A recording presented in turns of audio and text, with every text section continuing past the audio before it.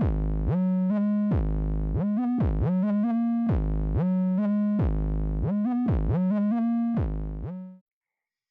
right, all right, all right. Another episode of Chain Link Sports Today, a special episode of Chain Link Sports Today. I got CJ Beatty, the baseball and softball motivator, former draft pick of the St. Louis Cardinals. He played in the minors from about 2009, 2015, and now he's doing a lot of things, but he also has a podcast called The Loop Zone, which is the #1 podcast for travelable parents and youth coaches. What's up, CJ? And what's going down, man? How you doing? Good, man. Thanks for coming on. So listen, I want to know. So a lot of players struggle with life after sports because, you know, I know this, you know this, like sports takes up so much time, even just going into college. You got put in a lot of time, a lot of effort, regardless of what sport you play. And then once it's over, that's a huge void in your life that's almost just missing. So you kind of chose the path of motivational speaking. Why did you go down that path? I mean, I went down that path because I felt like at that time, back in 2013, when I was trying to figure out what I wanted to do after baseball, kind of the door starts closing for you in professional baseball to the point where you're like, look, I'm about 27, 28. I'm not at the big leagues yet. I can't continue to just survive off the minor league income, the independent baseball salary. I want to be able to move on and, get a house, get, just all the next levels of life. Absolutely. I just couldn't do that on a base minor league salary. So I had to start that process of trying to figure out exactly, what was the next step? Like, did I want to go back to school to get a degree? Did I want this? Did I want that? And, I chose motivational speaking because I was already doing it in the off season for free, just doing it for the community. Why? Because my idols, Derek Jeter, King Griffey Jr., as I was growing up as a young kid, I was seeing them in magazines doing the same thing, going to schools, speaking in the gymnasiums, having it packed out and things like that, and giving back to the community that way. And I said I wanted to be just like them. But one day my mother, in 2013, I was playing baseball in Australia, and I brought up the tough question. I said, Mom, what am I going to do after baseball? And she was just like, well, what are you good at? And I felt like that was, respectfully, I said, Mom, I think that's one of the dumbest questions ever. Because baseball is all I know, Right. what I'm saying? Like, but then I started to really dive deep. And I said, well, I'm good and I have a musical ear, but I don't want to be a musician. I speak. Surely I can't make a living doing that, Ma. I speak at schools and things like that. And then that's when she stopped me, and she was just like, well, CJ, you might want to look into that because we do pay this guy to come in and speak to us once a year, 2 days during the week, and we pay him a good amount of money. She gave me that number. I was like, whoa, what? He gets paid to motivate you guys for 2 days, 2 periods, and that's how much I pay him? Right. I said, oh, shoot. I think this needs to be the career for me because of the fact that, if people are going to pay for me to do what I thought was what people just did because they're nice and they just want to help, if they're people getting paid to do that, then I definitely want to be in that industry because I love so like you didn't even know that that was like a paid opportunity while you were doing it. Yeah. Really, because I grew up seeing other professional athletes do it, and they were voicing how they wanted to give back to the community. Right. So I didn't start speaking in schools because I wanted, my intentions were to get paid eventually for it. No, I spoke in schools because I thought that that's what professional athletes needed to do to give back to their own communities. So when my mother told me that, it was kind of like a light bulb came on. I'm like, oh, shoot, that's exactly where I want to be. It comes natural for me. I didn't have to like will myself into that industry to say like, okay, come on, you can do this. No, it was just like, dude, I'm already doing it. Yeah. I'm already doing it. So let's form a business. Let's do this for real. So in 2013, that's when I launched Motivational Nuggets, my motivational speaking company. Okay. And we've been going strong for 7 years.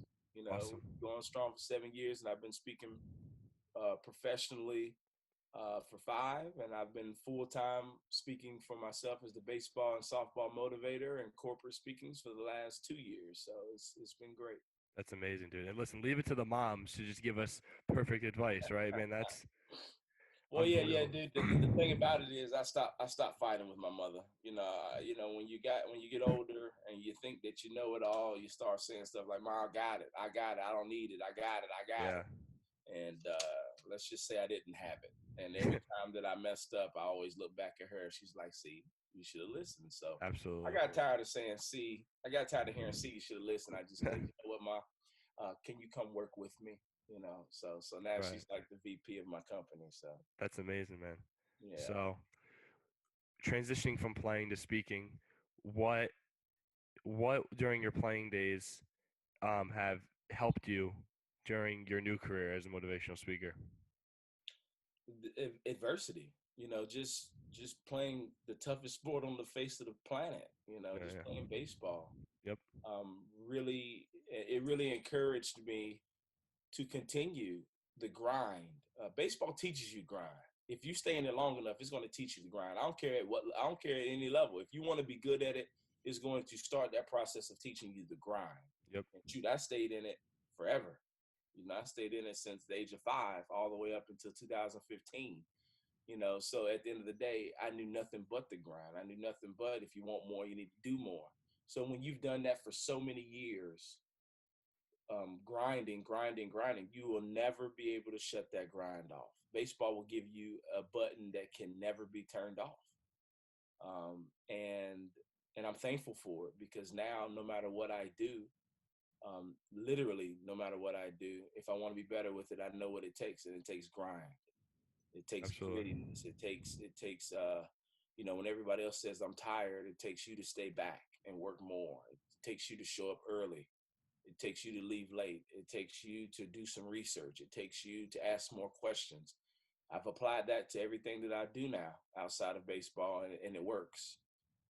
So that's one of the things that I'm thankful for baseball for because it's created this personality inside of me, this grinder.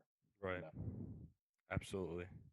So now that you're speaking with, I guess, all age groups, because you kind of said you do corporate events too, but Mm-hmm. since you are, the baseball and softball motivator, when you do speak to these young players, let's just say on like the high school and college levels, what is the one or maybe two or three biggest pieces of advice that you find young baseball and softball players need to hear or is like most crucial for their development during their high school and college years?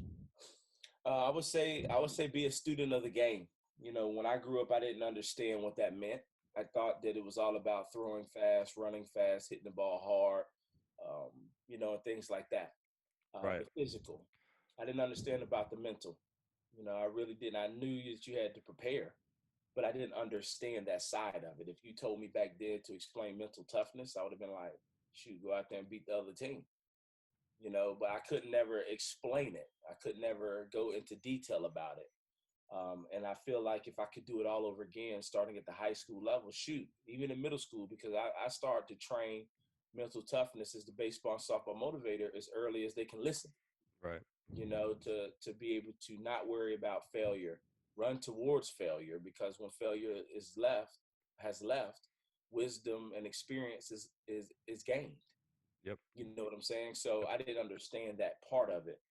So my biggest thing that I could, if you're listening to this right now, is to go grab a baseball book, go grab a softball book, grab a pen and paper and go talk to your high school coach, get them on a phone interview and pick their brains, get on Zoom calls with them, pick their brains, take get a notebook, establish it to be like a journal. And whenever you hear something that is like, oh, that's dope, that light bulb goes off, Right. write it down. You know, these are things that I wasn't doing that I did late in my career. I didn't start doing these type of steps until I was 23 years old. You know, and really when I was 23 years old is when I had one of the best statistical years of my career. Um, and I said then, like, baseball is hard, but it's very simple when you increase your mental toughness. And that's what increased my batting average. That's what increased my numbers. That's what brought my errors down. So then at that point, I was just like, yo, if I could go back and Game know changer. what, oh my gosh, I would be like, this is what. So that's a great question, man. Definitely become a student of the game, you know, and dive deep inside of mental toughness. Gotcha. And real quick, just the first episode I did for my podcast was two coaches I know, and they focus on the mental side of the game, and it was very interesting and useful to to listen. I mean, I've heard it 1,000 times because they coach me, but I wanted to have them on because I totally agree with you. Like, it is a complete game changer once you start mastering the mental side of the game. Oh yeah, yeah. I mean, it is. It is. I mean, it's a big aha moment. Yeah. Like, it's a huge aha moment. You're like, oh shoot, this is dope. And then I mean, and for the people, and if there's a parent watching or something like that, I encourage you to start the conversations of mental toughness with your kids because it's really going to help them, you know, on the field and off the field, Yeah. establishing mental toughness. So start those conversations, ask them what they're thinking, what their approaches are, how they need to prepare, and what are they preparing for this upcoming game. You know, things like that. Just start that process, start that brain, and it'll definitely help take care of them on and off the field. Right. So that that's actually kind of a good segue to the next question into your podcast, because what I want to know is, what is the purpose of your podcast? Because I know it's around travel ball, but is it about the recruiting process or more about the parents kind of letting the kids get off on their own? So what's kind of the purpose and your kind of like the mission you want for your podcast? Yeah, I mean, the biggest thing for my podcast, one day I was just like, I want to create a podcast, but I always want to create something where nobody is, you know, to try to bridge the gap between person and person. And I was just like, well, you know what? Travel ball parents need a podcast. Youth coaches need a podcast that's Yeah. going to tell the truths to what's really going on out here. Hmm. And I'm not saying that I know it all, but I have a good sense being a former travel ball player, growing up, knowing what Yeah. my parents went through, all the way up to high school where I had to transfer, you know, for the betterment of my future career in baseball. Starting that recruiting process in high school, receiving over 65 letters to go to any school in the country pretty much, and having to choose from that. Um, and then to going to college, to getting drafted and being in front of scouts and wanting to appease scouts, to going to pro ball, to then getting released, to then grinding through independent ball. So I said, you know what? I feel like I'm qualified Yeah, um, I'd say so. Yeah. to be able to speak Right. to the young travel ball community and to youth coaches out here to say what we, as a professional scout and former pro, what we want to see in the players. Yeah. So I just felt like the Loop Zone podcast is the place to be. It's where you need to be. Right now we have, I think the first go round we have maybe 8. I think we have 8 episodes out right now, and they're just hovering around. But then when we ramp it back up again, we're gonna have more, different talks and things out there. So it's good, man. Awesome. So last question I have for you, and you kind of touched on this already, but I want to know if you could jump in to a time machine and you can go back in time and you can give yourself some advice, a younger version of yourself, whether it's high school, college, or pro. And before you kind of said, I wish when I was younger I had the mental side of the game down. So is it that, maybe something else that you would tell yourself? So what do you got? Yeah, I would. I would go back. It would still be on the mental, but I would go back and read more books. Okay. I mean, I would read more books because I know how important that it is right now in my life. Um, Knowledge is literally power. It was so lame back in elementary school to me when I used to see all those caterpillars and stuff on the library wall, put posters about knowledge is power. I'm like, yeah, right. I'd rather play video games. Yeah, You know right. what I'm saying? I'm not reading no book. I would play video games. But then as I got older, and I started to read more, that's when I started to see things around me change for the better. That's when I saw my bank account go up. That's when I started to see my batting average go up. That's when I started to see me talk differently. That's when I started to see, the way I walk, the posture and everything. Reading is so powerful. It opens up so many doors for you to be in different types of conversations when you're more knowledgeable up here. And it's just, and then here's another thing that I encourage to all young athletes, not that it's just gaining more information, but reading is the gym for the mind. We physically, like if you want to warp your body into something like a monster, you want to get bigger, stronger, faster, you want to go to Planet Fitness, you want to go to like Anytime Fitness, if you want to go to the gymnasium and lift up all the things because you want to sculpt your body into something absolutely amazing, right? The gymnasium for the mind is books. Right. The more you read, the stronger your mind gets. Yeah. Somebody can tell me as an entrepreneur, like, um, they'll share with me an idea, but my mind is on another level. So whenever they share with me an idea, I'm like, okay, I'm breaking it down as they're talking to me. Yeah. That ability to break something down and still listen and still put pieces together is something that happens as your body unlocks that power from books and reading the right types of books, like self-help books, Yeah. Yeah. baseball books, whatever it is that you're in. Like if you're an engineer, engineering books, just reading, whatever your craft is and whatever it is that you want to be better at, whether it's leadership, whether it's coaching, communication, money, investments, just whatever it is that you want to be better at, read about it. And you'll start to talk about it better. And you'll start to just be like, yo, I feel so much smarter right now. And that's going to help you out in life. So if I can go back, dude, I would read a lot more. Absolutely. Dude, thank you so much. That was awesome.